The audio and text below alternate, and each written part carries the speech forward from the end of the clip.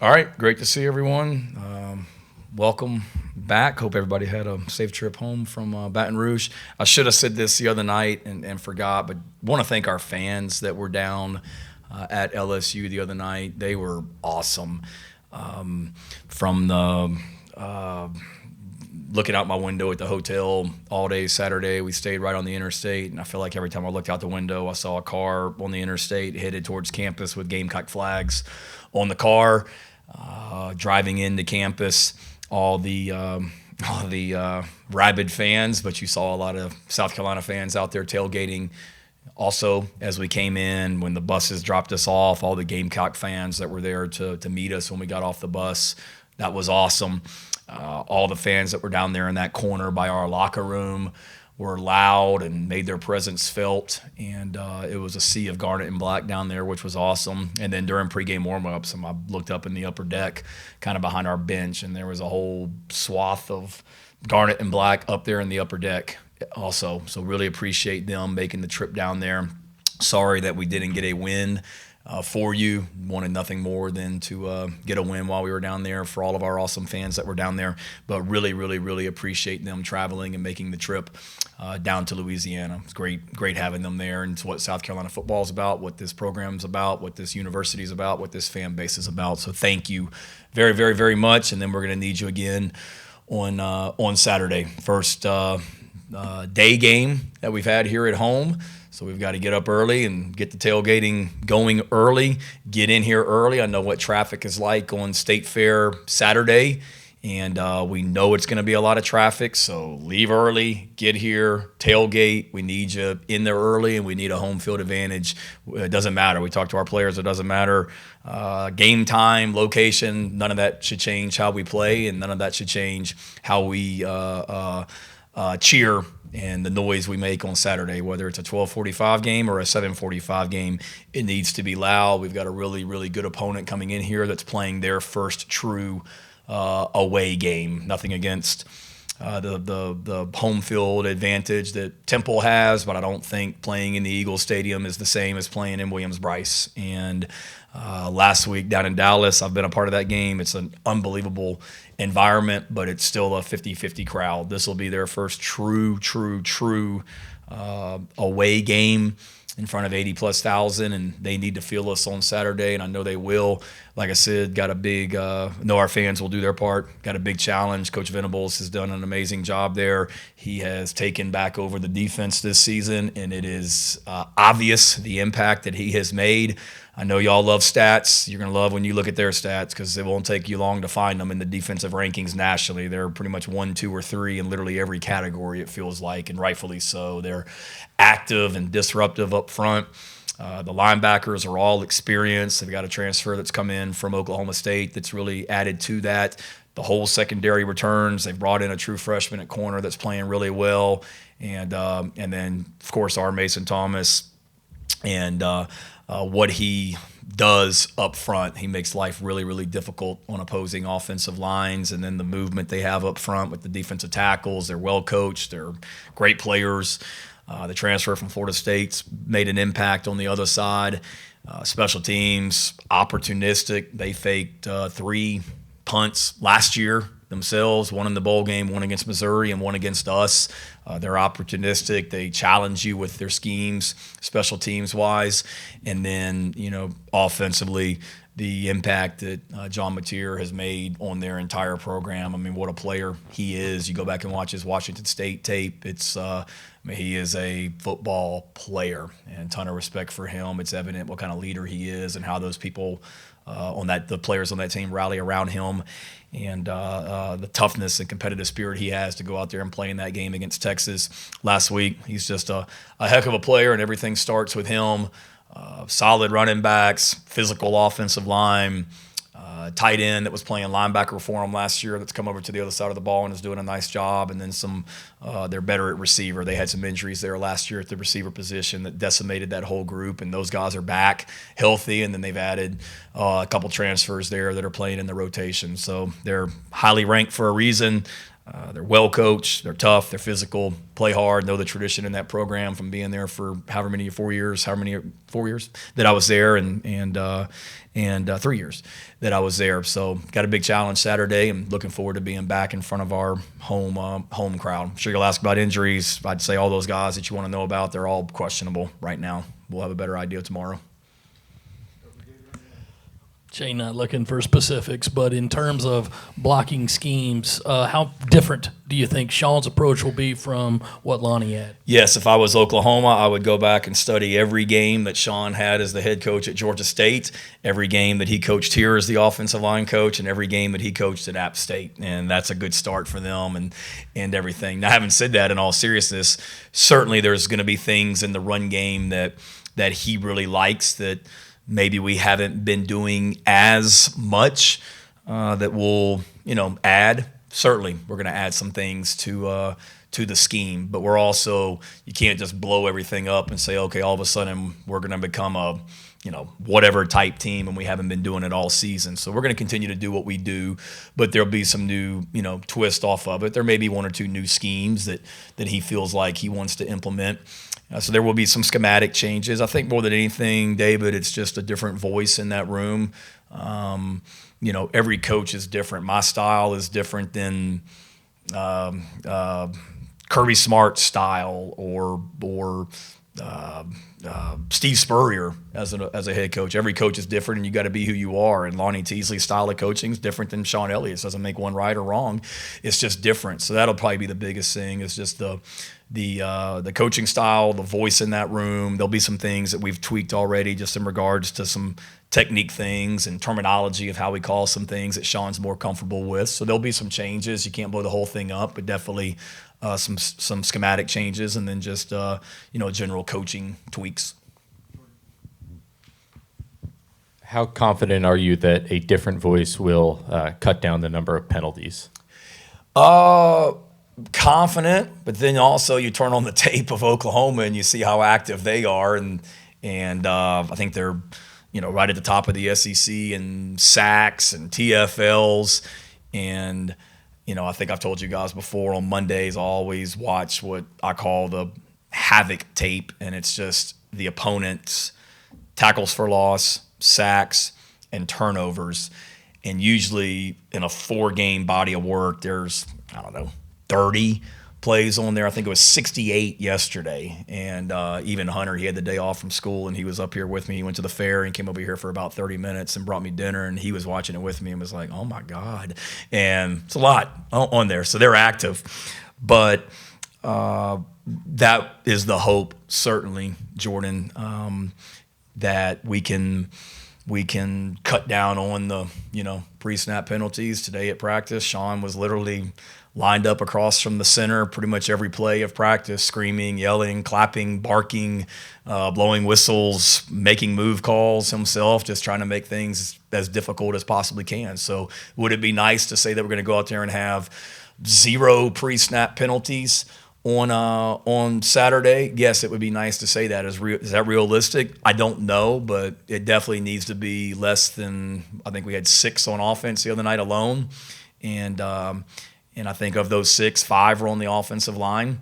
So yeah, we need to cut down on that without a doubt, and maybe a different voice will help us do that. And that's certainly we've been trying to emphasize it and implement it even more in practice. But you just a different voice in that room may help things just from a mental standpoint of the scheme we're asking them to run, what we're asking them to do on the play once the ball snapped, but then also the leading up to the snap too, the things that's going on in our minds. Shane, what are you seeing? Where's your jersey? I saw you lost a bet. Oh, you saw? Oh. I did see that. So, I try and stay off social media, but I did make the mistake of looking at it this morning. I saw you wearing the jersey. It was a kids XL jersey, Shane. Like Tyler had, he's a little bit smaller than me, but But anyway, what are you seeing with the amount Lenoris has been pressured? I think it was 60% of the time on Saturday, and obviously it's been a lot this season. Is it more so the offensive line, or is it Lenoris? How do you kind of evaluate the pressure he's faced? Yeah, yes, it's a combination of everything. certainly starts with the offensive line. I'm not going to, say that it doesn't, but again, we've all got a hand in it. I mean, the other night there were a couple pressures where we got beat on the offensive line, and when you're playing against a good SEC defense, that's going to happen. There were a couple pressures the other night where a tackle should have been getting some help by either a tight end or a running back, and for whatever reason it didn't happen, and he thought he had some help outside and he didn't, and we gave up a pressure. And but overall, yes, it starts up front, but when I look at the pressure we've given up, we've all got a hand in it, whether it be the quarterback not getting rid of the ball quick enough, or the running back, or the tight end, or receiver running the right route. But we need to be better. It's too much. When you look, I think I mentioned it on Sunday night, when you look at how many sacks we've given up since I've been here, we've been near the bottom of the SEC, I think, every season, and that's not playing winning football. So whoever's responsible for it, we all got a hand in it, players and coaches, and it needs to be better, and confident that it will be here going forward. Going back to the other night on the teleconference when we were talking about turning things around in 22 after Florida and last year after Ole Miss, are there any things generally specific that you can draw from those two seasons that could apply to this year, or two different with the teams and circumstances? I think it's different. You think about last year, we were 3-3. That was the halfway point of the season. Florida in 22, that was game 10, I think, was the Florida game. So it's different points of the season. I think the only thing I take from it, Hale, is just continuing to just keep getting better, and what's next, and what's in front of us. And that's in the past. That's in the rearview mirror. The first 6 games, we've learned from it, but it's behind us. And 2 years ago after Florida, last year after Ole Miss, and then Alabama, that's behind us. All we can control is what's next. And right now, what's next is today it was having a great Tuesday practice. Tomorrow is having a great Wednesday practice, and then going out there and focusing on Oklahoma and trying to play really well against a really good team on Saturday, and just keep moving forward, control what you can control, and keep getting better. And that's what I told the team out there at the end of practice today, was we've always been a team that has gotten better as the year has gone. You can say a lot about it, the teams that I've coached as the head coach, but one thing that you can't say is that we haven't gotten better every single season as the year goes. And I saw signs of that. We didn't win the game, but I saw signs of that on Saturday, and saw signs of that with the way that we went out and approached practice on Sunday night after I got off the teleconference with you guys, and the way that we practiced today. I see signs of us, not signs, I see us getting better. And then the key for us that you take from previous years and then this year is we've just got to keep doing that and keep moving forward. And we can't sit around here and be sad boys because we're 3-3 and just lost a heartbreaker in a lot of ways to LSU. It's pick yourself off the mat and get ready to go again, and that's life. And that's what we did in 22. That's what we did in 23 to a certain degree when we were sitting there at 2-6, and what we did last year and what we need to do this year as well. Shane, you said the other night about you said to the coaches at halftime, "Hey, give Matt Fuller the ball." So I was wondering what that process is like. I mean, did that really have to be addressed, or is it a rotation thing? Faison did run the ball well, but just I'm glad you asked that. So we meet. You guys know we always meet on game days as a staff, and we talk about a lot of different things: the coin toss and overtime, and what I want to see offensively, defensively, and special teams. So we're all on the same page, and injuries and recruiting and whatever. But we always finish the meeting with, how are you going to play the players? So Clayton White, tell me how we're rotating the linebackers. So I know, and everybody knows. Joe D knows from a special team standpoint. And then same thing, Coach Blackwell, tell me how we're going to play the running backs. And what he said is what he did, and I knew that. It was, Sewell's going to start. We're going to get Matthew in there early. And then Oscar has his role also, and that's kind of our 3 guys. And then Jawarn Howell's ready to go as a 4th guy, along with Bradley Dunn. My issue was, and then we had said, 2-minute, Oscar will be in there. He's good from a protection standpoint and route running, and we'll rotate those guys through. My issue was Matthew had the long run, and then I think it was, I went back and looked on Sunday. I think it was like 16 plays before he was back in there again. Now, the very next series was Sewell went the very next series. And then I think there was another series where Oscar came in after that, I believe. And then right after that, Matt did get in for a couple plays. And then I think we went 3 and out. And then we were right back into back-to-back 2-minute drives. We had a 2-minute drive. We had the punt, pinned them deep, used our timeouts, got the ball back again. So you had back-to-back 2-minute drives and a drive after Matt's touchdown. So I understand what we were doing. It was more not I wanted to see Matt in there in the first half and they went rogue and didn't put him in. We were doing exactly what we said. It was more just a point of emphasis at halftime. Let's get Matt Fuller the ball in the second half, along with our other running backs. I mean, Sewell ran the ball well, and Oscar did some good things, and we did get Matt in there after that run, but would have liked to have. If Sewell starts the next series, and again, Coach Blackwell's the running back, and I'm on the headphones, and if I want Matt in the game, I'll say get Matt in the game. Don't misunderstand what I'm saying, but maybe Sewell went in, and I'm great with that, and then Oscar had a series, but we certainly need to. Matt just has a long run. Need to find ways to just continue to get him in the game along with those other running backs also, because we got a lot of confidence in all of them. First of all, Shane, you said Hunter brought you dinner. Did he bring you dinner from the state fair? No. Emily, she brought donuts over, so yes. I don't know if that counts as dinner, but she brought some donuts from the fair, so thanks to that. But they did not bring me dinner from the fair. They brought me dinner, but not from the fair. Okay. Also, with the new voice in Sean, is the mental approach that he sets with the guys, is that where you can have the most immediate impact? Yeah, I think so. It's a little bit of both, Rick. There's physical things from a technique standpoint. Now, how we line up and block the inside zone play, or how we line up and block the counter play, as far as who's blocking who, that's not going to change. The techniques you use to make those blocks, there's some things that maybe Sean believes in a little bit more so than Lonnie did. And there'll be some changes from a physical standpoint with that. Yes, some terminology, the mental aspect of it, there's no question about it.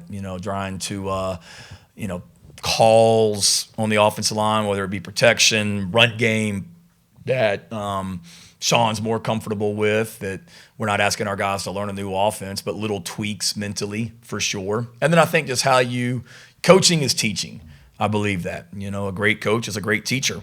And being able to, there's a different voice in there and there's a different style of teaching. And I think that will help the mental aspect of it. There's no question about it. Not that Lonnie wasn't, but just I tell our coaches all the time, just find, if a guy's not getting the material, you got to find a different way of teaching it. Maybe it's drawing it on the board. Maybe it's individual meetings. Maybe it's a PowerPoint. It's video. It's whatever it might be. You got to find different ways to connect with guys. And I think Sean, just a different voice and maybe saying the same thing, but just a different way of saying it, or a different message, and trying to make concepts even more simpler for them, doing the same thing, but just, saying it a little bit differently, if that makes sense. You mentioned Oklahoma's defense and how they're really high in a bunch of different metrics, but with Brent Venables specifically, what kind of makes his defenses maybe a little tougher to prepare for and then have to game plan against?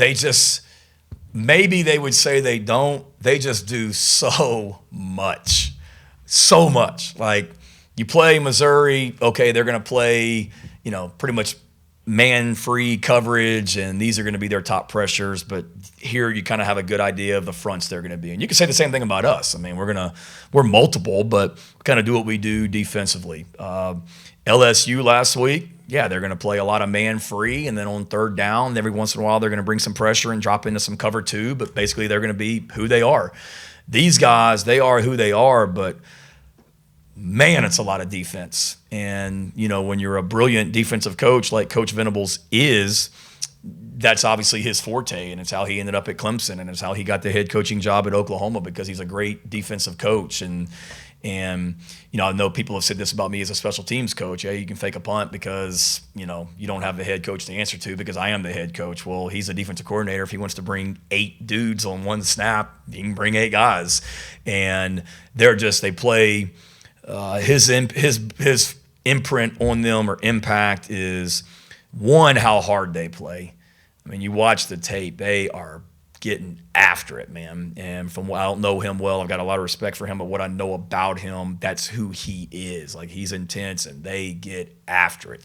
And they play the play harder than the opposing offenses most of the time. Like, you'll have them protected initially, but they just continue to come, and that's impressive watching their tape. But then you add that along with really good players, zero inside, and the other D tackles, and 32 and 97. I mean, they're really good up front, and then just the volume of defense that they do. Multiple fronts, multiple coverages, multiple pressures.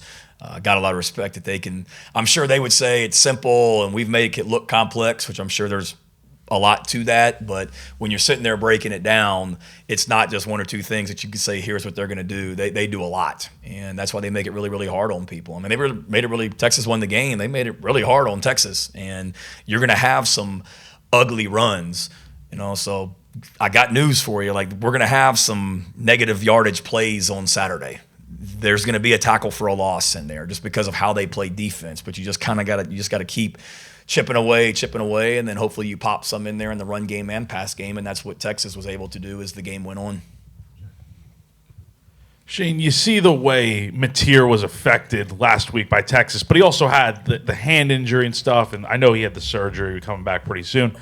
How much do you guys try to pull from what Texas did in affecting him? I mean, they sacked him 5 times, had a lot of pressure on him, and obviously the hand injury seemed to affect him a lot. Yeah, you certainly look at that, and we got to do what we do. Texas has got some really good players on defense. They're well coached on defense, and they affected the quarterback, and they got pressure on him. So for us, Jack, it always starts with stopping the run. We've got to stop the run first. They've got talented running backs in that room.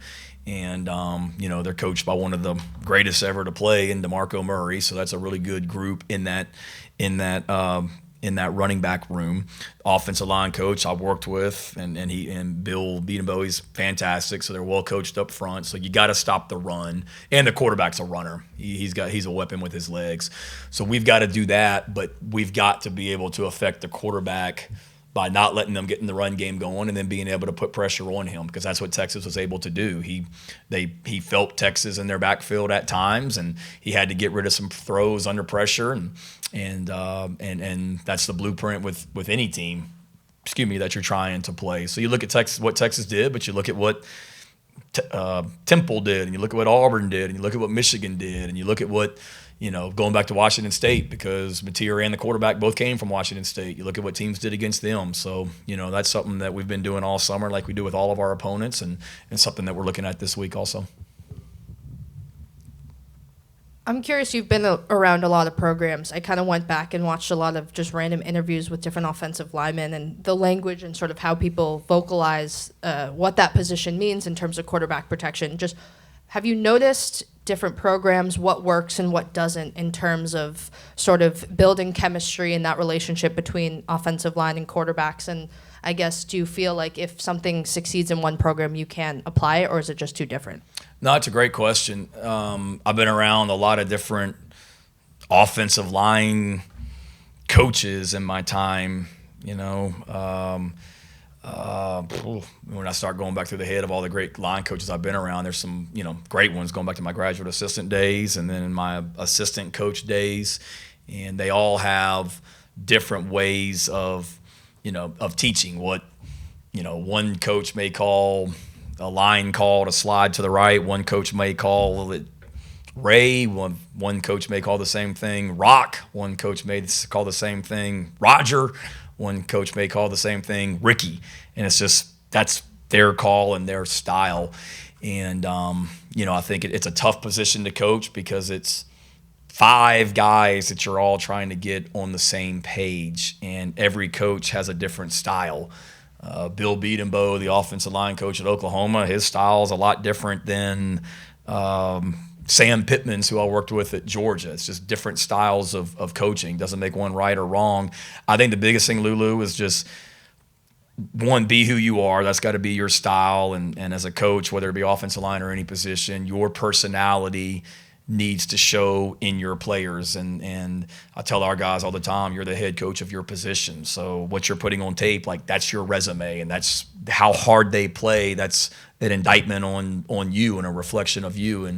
And more so than anything, whether it be offensive line or other positions, I just think it's the connection that you have with guys and the relationships that you have with guys where you're spending time with them, yes, on the field, but you're spending time with them off the field where, one, they're playing with great effort for you because they love you and they care about you and you're connected.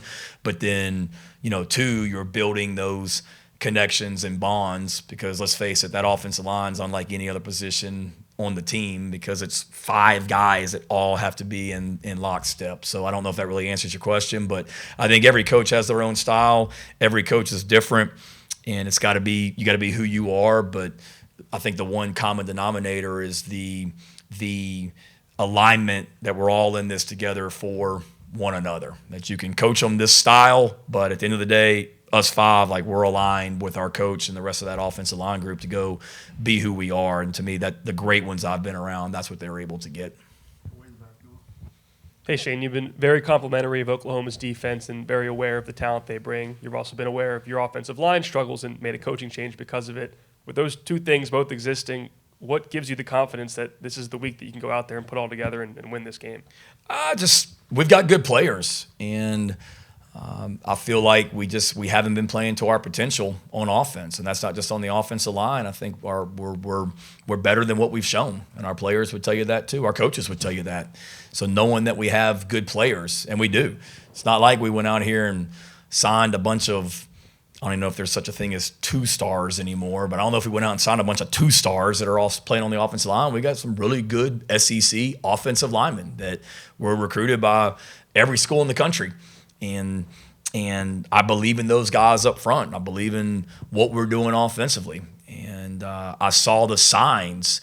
I know y'all love stats, and I get it. Like, I get it. If you look at overall stats, we're not very good. If you just look at SEC games only from an offensive standpoint, we're slowly working our way up. And we're near the top in a lot of things from an offensive standpoint. I saw the way that we ran the ball in the fourth quarter of the Kentucky game. I saw the way that we ran the ball against LSU. And I get it. You got to take yardage out for sacks.